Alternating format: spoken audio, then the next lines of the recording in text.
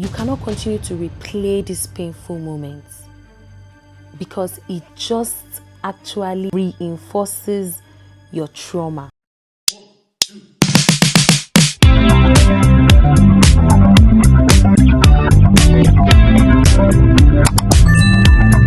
Hi sis, you're welcome to today's episode of Girl Learn This First. It's episode 14 and I'm happy to have you here today. My name is Adebusola. As always, it's a pleasure to be here with you. And today I'll be talking about one hard truth. Some of us are not just replaying our pain, we are practicing it. And what do I mean by that?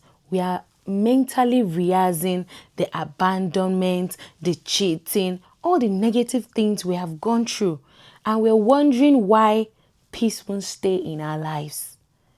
You can't continue rehearsing this pain. You need to release it and let it go. I know it's not easy. I'm not talking from a place where I don't understand how these things happen. In fact, in my own experience, these thoughts come to me in the morning. When I wake up in the morning, in fact, there was a time in my life where I used to wake up crying, like crying from my sleep.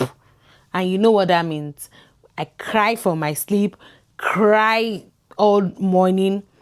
I don't have energy to do anything. And like that, like half of the day is gone in depression, you know. So I understand what this is, but we need to stop it. Because if we continue like that, let me tell you, you won't be able to achieve everything you're supposed to achieve in that season. So you need to let go of the pain. And one of the things that worked for me was to get into therapy. Seriously, I needed to get into therapy and begin to resolve all of those things in my mind and begin to get a new perspective and begin to adjust my mentality, my belief system. It's very important. So once again, I'll be reading from the Psycho Cybernetics book and we'll be learning from Dr. Maxwell's wisdom again.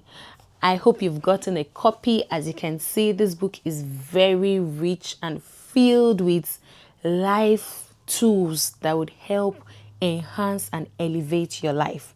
So one of the things I learned is you cannot continue to replay these painful moments because it just actually reinforces your trauma. It reinforces your trauma. And the amazing thing is that your nervous system does not understand that this is something that has happened in the past.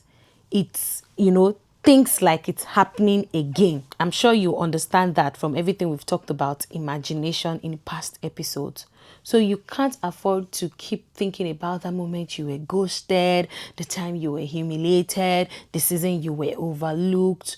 You need to put all of those aside and don't continue to mentally rehearse it or stay with it. Just let it go. Let it go. So let's go into today's reading. It's from the topic failure mechanism. And I want to read from page 150. It's titled, Don't Lash Out Blindly. Concentrate your fire.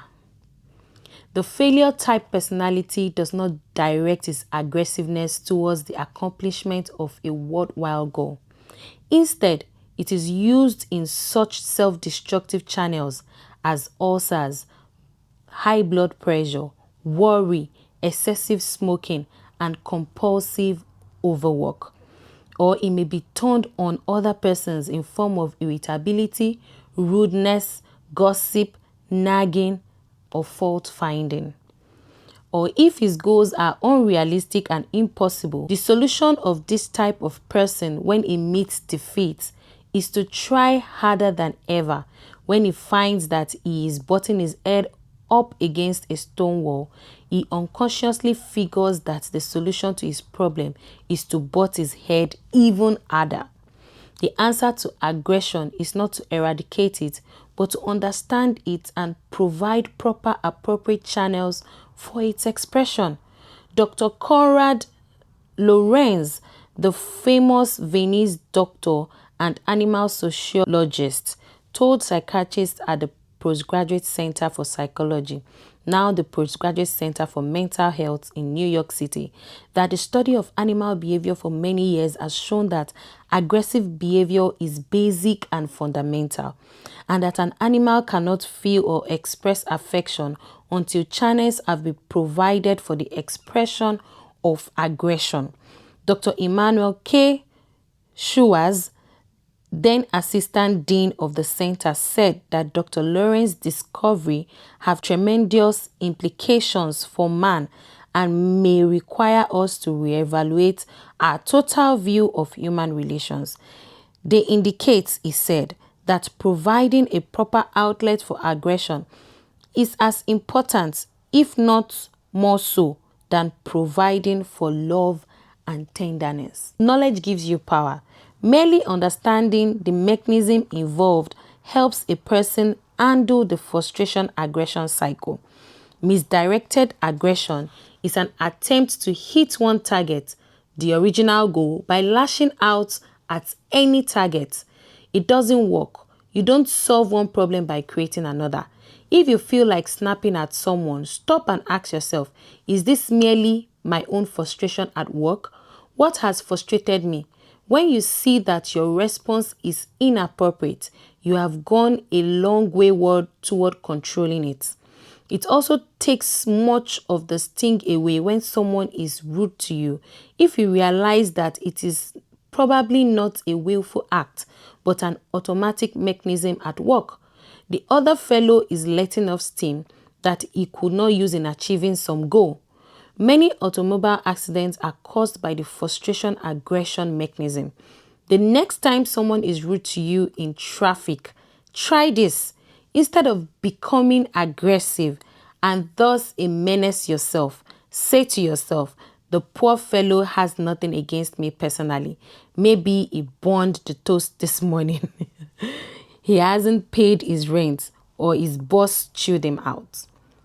I remember I was with my boss one time at a meeting and somebody just picked on her, and after the meeting I was like chatting with my boss. I was like, why was that person, picking on you like that? She's like, don't worry about it. She's probably had a bad day. I'm like, wow, what a perspective.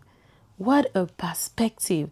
So you don't even try to ruminate or waste your time on that. You just understand that that person is going through a lot. So it has nothing on me. Safety valves for emotional steam. When you are blocked in achieving some important goal, you are somewhat like a steam locomotive with a full head of steam with nowhere to go. You need a safety valve for your excess of emotional steam. All types of physical exercise are excellent for draining off aggression. Long brisk walk, push-ups, and dumbbell exercises are good. Especially good are those games where you hit or smash something. Golf, tennis, bowling, punching the bag. Many frustrated people intuitively recognize the value of heavy muscular exercise in draining off aggressiveness when they feel an urge to rearrange all the furniture in the house after becoming upset. Another good device is to vent your spleen in writing. Write a letter to the person who has frustrated you or angered you. Pull out all the stops. Leave nothing to the imagination. Then burn the letter. The best channel of all aggression is to use it up as it was intended to be used in working toward some goal. Work remains one of the best therapies and one of the best tranquilizers for a troubled spirit. Opening up the valves and letting off steam is also done through such practices as the martial arts, but in much greater detail with the so-called internal martial arts such as Tai Chi, Aikido, and Systema. In these practices, you not only consciously engage the body, you also tune in to your breathing and learn to relax the tension from your muscles. Most physical activities, even though they help by being a positive outlet for aggression, do not cover how to relax and breathe. Skills that you bring with you throughout the day into everything you do. Isn't this good? I used to practice writing as well. I write in my Apple Notes, and I probably don't go back to it until, maybe later I'm looking for something in my notes, and I stumble on it. I'm like, oh, this day, maybe I should, start writing it down in paper and then burn it, right? But it helps me a lot, so I don't vent on somebody. I just put down my anger in writing, and once I do that, I let it go. And I want to encourage you to start doing that as well. So I'm going to read from this other section. Nobody is right all the time. Realize that it is not required that a man be 100% right at all times. No baseball batter has ever had 1,000 average. If he is right 3 times out of 10, he is considered good. The great Babe Ruth, who held the record for the most home runs for many years, also held the record for the most strikeouts. It is in the nature of things that we progress by acting, making mistakes, and correcting course. A guided torpedo literally arrives at its target by making a series of mistakes and continually correcting its course. You cannot correct your course if you are still standing. You cannot change or correct nothing. You must consider the known facts in the situation. Imagine possible consequences of various courses of action. Choose one that seems to offer the best solution and bet on it. You can correct your course as you go. So don't say because, I'm dating this guy now, you've seen that he is not good for you and you stay there. Come on. That's why he's dating. You may not know somebody better until you start dating him. So don't make it look like, they'll be counting for me. How many relationships have I been in? My sister, Jackpa, run for your life. Don't sit in your mistakes. Nobody's right all the time. One of the things that delivered me was watching interviews with celebrity. I had to pay for subscription on today's podcast, and watching and learning from all the celebrities it brings really helped me to know that people make mistakes. Don't be too hard on yourself. Stop rehearsing the pain. Let it go. You are allowed to make mistakes. You are allowed to learn from your mistakes. Look at what it says. You can correct course as you go. You are allowed to correct. Don't stay put in an abusive relationship. Another help in overcoming uncertainty is to realize the role that self-esteem and the protection of self-esteem play in indecisiveness. Many people are indecisive because they fear loss of self-esteem if they are proved wrong. Use self-esteem for yourself instead of against yourself. By convincing yourself of these truths, big men and big personalities make mistakes and admit them. It is the little man who is afraid to admit he has been wrong. And he puts this quote, "No man ever became great or good except through many and great mistakes." William E. Gladstone. I believe we've gotten a lot from today's reading. I believe you have a new perspective now, and you can run with this from this episode. to know that, yes, it has happened, but you cannot continue to mentally rehearse it, okay? Just let it go and begin a new life. And today's prompt is, what pain am I still mentally rehearsing? And what do I choose to visualize instead? Rewrite the scene and reclaim your peace. This is very important. I hope you have your journal. Check in the description. You'll find the link to the journal there. Do the work, and I'm happy to see you elevate. I'm happy to see you become her.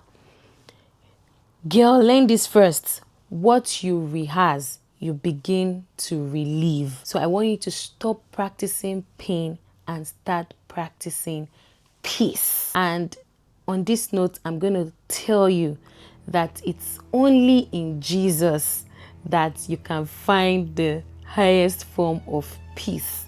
So I'm inviting you to the love of God in Christ. Jesus is your maker. He is your source. You have to be connected to him.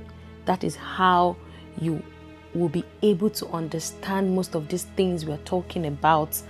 Self-image, because he is your authentic identity. You need to begin to walk in your God identity, and I'm willing to work with you through this. If you need somebody to talk to, if you need somebody to talk to you about Jesus, send me a DM. I'm willing to walk this journey with you, because in him, in him you find all the love. And when you're running on a full love tank, it also helps your vision. Do you get? I don't want you to be running on an empty love tank. Come and experience the love of God in Christ. I look forward to hearing from you.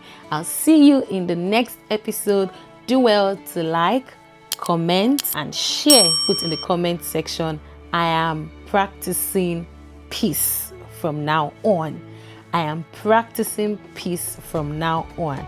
I love affirmations, and I just, want you to be conscious of these decisions you're taking. I love you so much.